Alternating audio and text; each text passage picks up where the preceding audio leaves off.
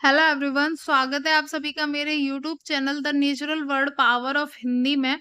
और आज की क्लास में हम देखते हैं विशेषण क्या है, विशेषण कितने प्रकार के होते हैं। ये सारी चीजें हम आज की क्लास में देखेंगे। तो विशेषण क्या है?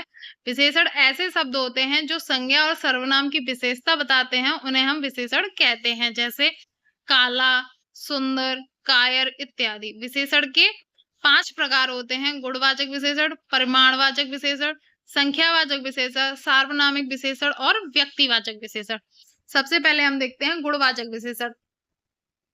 गुणवाचक विशेषण ऐसे विशेषण होते हैं जो व्यक्ति या वस्तु के गुण, दोष, रूप, आकार आदि शब्दों का बोध कराते हैं, उसे हम गुणवाचक विशेषण कहते हैं।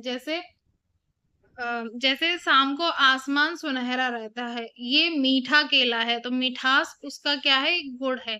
वहीं हम आगे देखते हैं परिमाणवाचक विशेषण। ऐसे विशेषण शब्द जो संज्ञा या सर्वनाम के माप, तौल या मात्रा का बोध कराते हैं, उसे हम परिमाणवाचक विशेषण कहते हैं। जैसे 1 किलो आटा, 4 किलो मैदा। वहीं परिमाणवाचक विशेषण भी 2 प्रकार के होते हैं, एक निश्चित परिमाणवाचक विशेषण और दूसरा अनिश्चित परिमाणवाचक विशेषण। निश्चित परिमाणवाचक में हमें निश्चय होता है, हमको पता होता है कि हमें क्या खरीदना है और कितना खरीदना है, ठीक है? जैसे 3 किलो पनीर, 3 लीटर दूध, 7 लीटर तेल, ठीक है? तो ये सब क्या है? निश्चित है। और वहीं अगर हम कहें कि हमें कुछ पनीर दे दो या हमें मेरे पास कुछ दूध है, तो ये कुछ क्या हो जाएगा? अनिश्चित परिमाणवाचक विशेषण में हो जाएगा, ठीक है? जैसे मुझे कुछ फल खरीदने हैं, हमारे पास बहुत सी कपास है, कितनी है? बहुत है, कोई आइडिया नहीं है कि ऑलमोस्ट है कितनी, ठीक है?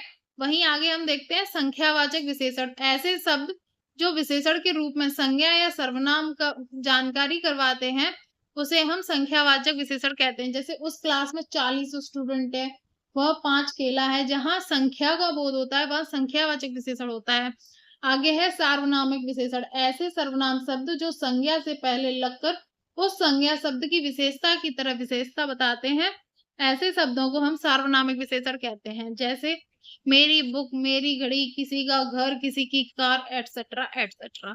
वहीं सार्वनामिक विशेषण के भी कुछ प्रकार होते हैं जो यहाँ है: संकेतवाचक सार्वनामिक विशेषण, अनिश्चयवाचक सार्वनामिक विशेषण, प्रश्नवाचक सार्वनामिक विशेषण, संबंधवाचक सार्वनामिक विशेषण, मौलिकवाचक सार्वनामिक विशेषण और यौगिक सार्वनामिक विशेषण।